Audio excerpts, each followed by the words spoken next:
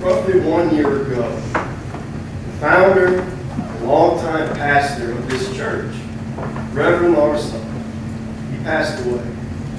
And I know in many ways, at least, it doesn't seem like it was that long ago. It really doesn't. I mean, I still expect before services to see him outside, talking with people. Like today, he'd have been laughing at how bad the Saints were last night. He'd have been cracking up. He would have been. And we'd all just laugh with him. You see, he was always here. He was always at the church. And every time I come here, it reminds me of all the talks we used to have in his office. And these oftentimes took place when I was supposed to be cutting the grass. You see, he'd pull in, he'd park right in front of the office, get out of his car, and he'd put it right in the way of where I was supposed to be cutting lawn every time. He'd pull in, park his car, then he'd disappear. He'd go inside, and I know most times, he'd go and get him a big glass of cold iced tea. He would. And he'd sit there and sip his iced tea while I'm sweating cutting the grass. And he'd probably laugh at me. But then once he drank his drink, he'd come outside. And he'd always flag me down and say, "Look, Dave, come take a break. Come on. Get out of this seat, come in the office, and talk with me." And I could never refuse him, never. And so I'd go into his office, me and him, and we'd talk. Or I should say, he'd talk and I'd listen. That's the way it happened. And you see, this took place almost every week. He'd talk, I'd listen. That's the way it went. Sometimes he'd allow me to ask a question or two, and then he'd answer them. But most times we just sat, talked, and we would laugh. The man had a way about him. He could crack me up. I mean, I would sit there laughing and just laughing at the things he'd tell me. And I think most people here, you've had similar, encounters with him. But it's funny, because this week I started to try to compose this sermon. And you see, I thought back many times. And I can remember especially one occasion, like it was yesterday, when I was sitting and listening to a story that he loved to tell. And it was one I had probably heard 15, 20 times before. And I tell you, I could probably finish it before he began it. I knew it that well. And so because of that, my mind began to wander.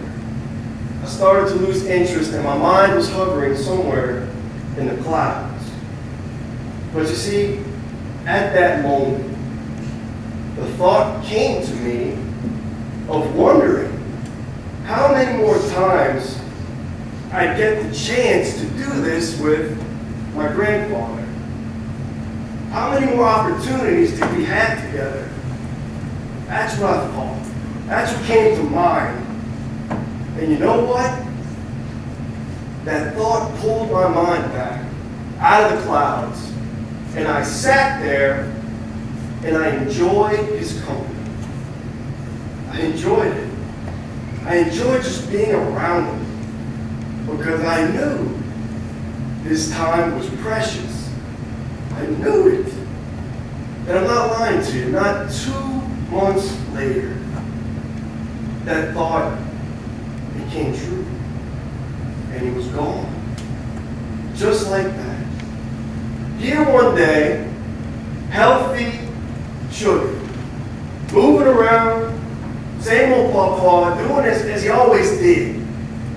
And the next day, gone. It was that fast. It's strange how things work.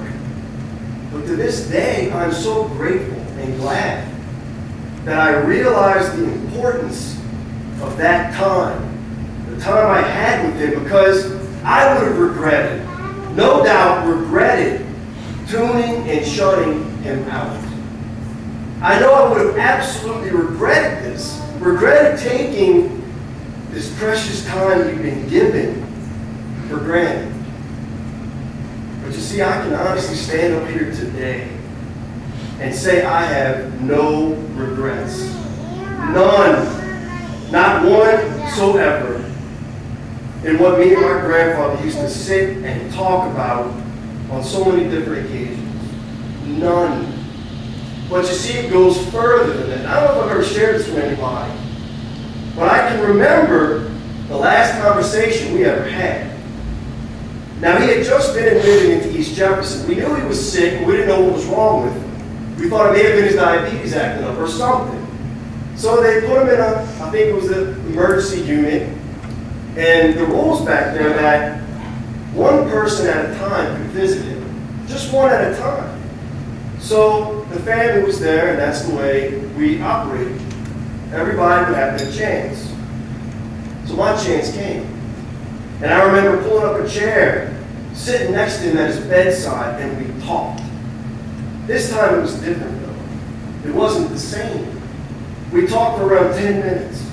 And I can remember him telling me, son, I got the big casino, which was a phrase he used to call cancer. He told me that. And he said the way he made it sound that it was serious. And that he knew more than likely it was final. And I can remember him telling me, son, it's yours. It's yours. It's your responsibility now. And he said, I can go and move on in peace because I know it's in good hands. It's in good hands. Before I could say anything, he asked me to pray for him. And I couldn't hold it together like I'm doing now. I started to cry. And I can't recall the exact words, but I do remember saying to God, this was a good man. A man who had devoted so much of his life in service to the Lord. A huge portion of his life to just serving God. And I can remember saying to God that, Lord, this man is loved and cared about, and that he should have nothing to worry about. And I said, amen. And he followed up with an amen of his own. And then we parted ways.